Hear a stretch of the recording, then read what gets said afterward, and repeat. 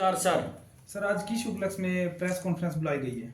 Sir सबसे पहले तो आप लोगों के जो दर्शक हैं उन सभी से मेरा हाथ जोड़ के नमस्कार।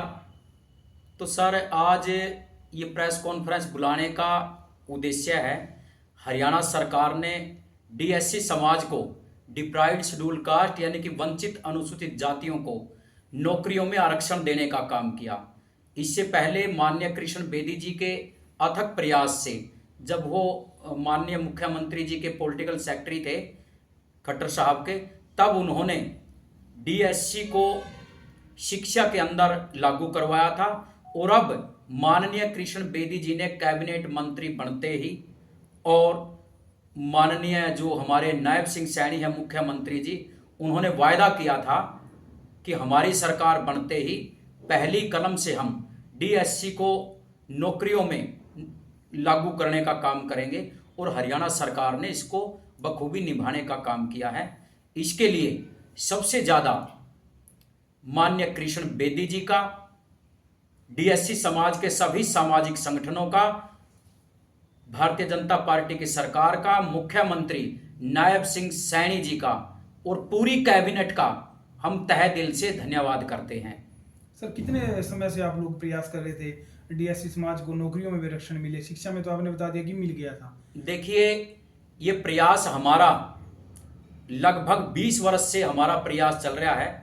2006 में भूपेंद्र सिंह हुड्डा, जिनकी एक गलत नीतियां रही है, जो दलितों के खिलाफ थे हमेशा से ही, और जिन्होंने एक ऐसी जातिवाद की, जिन्होंने राजनीति करने का काम किया, उन्होंने, चौधरी भजन लाल जी ने 1994-95 में एससी को 2 भागों में बांट दिया था।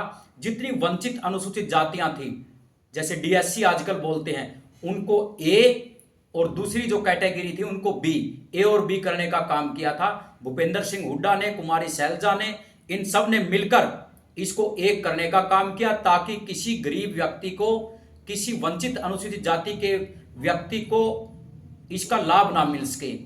तो हमारी जितनी भी ऑर्गेनाइजेशन थी उसी दिन से संघर्ष कर रही थी, और हमने हाई कोर्ट में भी हमने इसको जीता है। माननीय सुप्रीम कोर्ट ने भी वंचित अनुसूचित जातियों के हक में फैसला देने का काम किया था अभी अभी। और उसी की तर्ज पर हरियाणा सरकार ने यह वायदा किया था, माननीय मुख्यमंत्री नायब सिंह सैनी जी ने, कि हमारी सरकार बनते ही हम पहली कलम से इसको लागू करने का काम करेंगे। और हरियाणा सरकार ने हमारे डीएससी के हितकारी होने का फर्ज अदा किया है, और उन्होंने पहली कलम से आज ही इसको लागू करने का काम किया है। और माननीय कृष्ण बेदी जी, जो वंचित अनुसूचित जातियों के एक छत्र नेता हैं, वो हमेशा से ही इस प्रयास में रहते हैं कि जो वंचित लोग हैं, चाहे वो डीएससी के लोग हैं, चाहे गरीब किसान हैं, वो हर व्यक्ति की, हर तबके की लड़ाई लड़ने का काम करते हैं। उनको लगता था कि नौकरियों में आरक्षण की इस तबके को जरूरत है, तो उन्होंने माननीय मुख्यमंत्री जी से मिलकर के पहले तो उन्होंने शिक्षा में दिलवाने का काम किया, और अब नौकरियों में दिलवाने का काम किया। इससे कितने युवा हैं जो बेरोजगार हैं, उनको फायदा मिलने वाला है? ये लाखों की बात है जी। लाखों की तादाद में हरियाणा सरकार में युवा हैं। इसमें 36 बिरादरी है सर। अच्छा। 36 जात है इसमें। मुख्य तौर पर वाल्मीकि, डेहा, सपेरा, सिकलीगर, धानक, बाजीगर, इसमें काफी सारी ऐसी जातियां हैं जो कि बिल्कुल पिछड़ चुकी है। उनको आरक्षण में से आरक्षण, यानी कि कोटे में से कोटा देने के प्रावधान को जिस प्रकार माननीय सुप्रीम कोर्ट ने सही ठहराने का काम किया था, उसी की तर्ज पर हरियाणा सरकार ने यह देने का काम किया है सर। तो क्या लगता है, जिस प्रकार मुख्यमंत्री जी ने कल 24,000 नौकरियां देकर वायदा पूरा किया, दूसरा वायदा आप बता रहे हैं अभी आज ये भी 24,000 नहीं सर, 25,000 प्लस नौकरियां माननीय मुख्यमंत्री जी ने शपथ लेने से पहले उनकी लिस्ट लगाने का काम किया। देखिए, जो हरियाणा की सरकार है, बिना खर्ची बिना पर्ची की है, और ये हर वंचित व्यक्ति के बारे में सोचती है।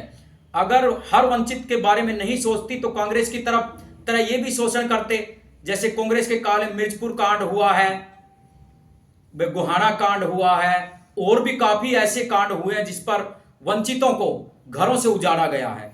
और माननीय जो भारतीय जनता पार्टी की, नरेंद्र मोदी की सैनी सरकार है, और मनोहर लाल खट्टर जी की जो सरकार थी, उन्होंने इनको बसाने का काम किया है। कृष्ण बेदी जी का कितना अहम रोल रहा जो देखिए, पूरा कार्य हुआ है? अगर हम सही मायने में देखें तो इसमें विशेष तौर पर माननीय कृष्ण बेदी जी का ही रोल रहा है। वैसे तो हमारे जितने भी सामाजिक संगठन थे वो लगे हुए थे इसमें, लेकिन सरकार में अपना आदमी होना भी जरूरी है। जब भी पॉलिटिकल सेक्रेटरी थे माननीय कृष्ण बेदी जी, जब शिक्षा में इसको लागू किया गया, और अब भी कैबिनेट की शपथ लेते ही माननीय कृष्ण बेदी जी ने माननीय मुख्यमंत्री जी से मिलकर, भारतीय जनता पार्टी की पूरी सरकार से मिलकर, सारे के सारे विधायकों से मिलकर, पूरी कैबिनेट के साथ मिलकर माननीय कृष्ण बेदी जी ने इसको पहली कलम से लागू करवाने का काम किया। कृष्ण बेदी जी ने वोट मांगते समय एक ही बात समाज को कही थी कि मेरे ऊपर आप विश्वास कर लो, मैं पहली कलम से डीएससी को नौकरियों में लागू करवा दूंगा, और वही काम माननीय कृष्ण बेदी जी ने करने का काम किया। सबसे ज्यादा हम सामाजिक डीएससी समाज के सामाजिक संगठनों के साथ साथ माननीय कृष्ण बेदी जी का हम पुरजोर तरीके से धन्यवाद करते हैं कि माननीय मुख्यमंत्री नायब सिंह सैनी भी उनके बहुत करीबी हैं, और माननीय खट्टर साहब जो पूर्व में मुख्यमंत्री हरियाणा सरकार के, वो भी कृष्ण बेदी जी के बहुत करीबी थे। तो इसलिए माननीय कृष्ण बेदी जी का इसमें अहम रोल बन जाता है। धन्यवाद। धर्मेंद्र जी, क्या कहना चाहेंगे, कितना फायदा होगा जो युवा बच्चे हैं, बेरोजगार हैं, उनको कितना फायदा मिलता होगा? उससे हमारे हरियाणा में लाखों बच्चों को रोजगार मिलेगा, और जिससे डीएससी, जब ये डीएससी आरक्षण हमारा जो लागू माननीय मुख्यमंत्री जी ने, बीजेपी सरकार ने जो किया है, उसमें हमारे समाज के 36 बिरादरी के लोगों में एक खुशी की लहर है, और वो सभी भारतीय जनता पार्टी का समर्थन करते हैं और आगे भी करते रहेंगे। इसमें लगातार प्रयास काफी हुए, पैदल यात्रा भी मेरे ख्याल में निकाली गई। हाँ जी, तो एक यात्रा भी निकाली गई, बड़े लंबे समय से मांग थी, तो क्या लगता है कांग्रेस की बजाय बीजेपी ने कहीं ना कहीं इस मांग को पूरा किया?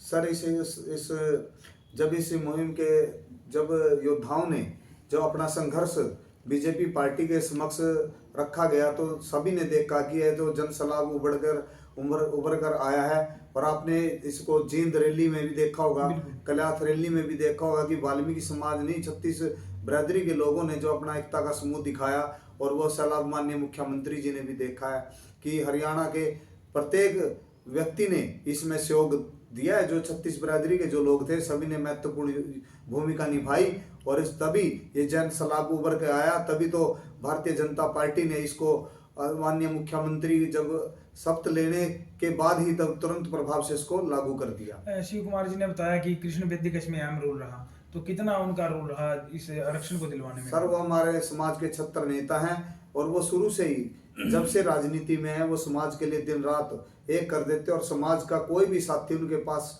रात दिन कभी भी जाता है, वो उस काम को करने के लिए बड़े सक्षम रहते हैं। और उन्होंने तो शिक्षा में भी आरक्षण जब दिलवाया था, तो समाज को एक कहकर जैसे सोया हुआ जो मतलब समाज रूप में बात करते थे, उनको जगाने का प्रयास किया, और शिक्षा में भी आरक्षण उन्होंने ही दिलवाया था। और आप देख ही रहे हो, अभी भाजपा सरकार को बने कितने दिन हुए हैं कि आप खुद देखो इस बात को। शपथ ग्रहण समारोह के बाद ही कैबिनेट की मीटिंग होते ही, उस कैबिनेट मीटिंग में हमारे भाई शिव कुमार सिसला जी ने बताया था कि राजनीति में भी एक आदमी होना जरूरी है। हमारे समाज के नेता, हमारे 76 नेता, हमारे कृष्ण कुमार बेदी जी उस कैबिनेट की मीटिंग में, तभी तो ये संभव हो पाया है, और तभी ये डीएससी का आरक्षण लागू है, और इसमें समाज में खुशी की लहर है, और सभी भारतीय जनता पार्टी का समर्थन करते हैं और हमेशा करते रहेंगे। और मैं तो अपनी 36 बिरादरी की तरफ से भी, और अपने समाज की ओर से, और अपने शहरवासियों की तरफ से भी भारतीय जनता पार्टी का ऋणी रहूंगा, क्योंकि ये एक समाज की नहीं, 36 बिरादरी की जो मांग थी उसको पूर्ण किया गया है। और इससे समाज में भारतीय जनता पार्टी एक ऐसी पार्टी है, और ये विश्व की ऐसी पार्टी है, और आगे भी सदा सदाई के लिए और पार्टियों को पीछे पिछाड़ देगी। बात करता हूँ जो डीएससी समाज, जो डीएससी लागू किया आरक्षण, हमें बहुत मेरे अंदर एक भावना उठी कि मैं 2 शब्द बोल लूँ। अभी मैं बोल के सुनाता हूँ। डीएससी लागू कर दिया पूरे हरियाणा में, हो बीजेपी हम तेरा धन्यवाद करते हैं, हो नायब बेदी तेरा धन्यवाद करते हैं। जय।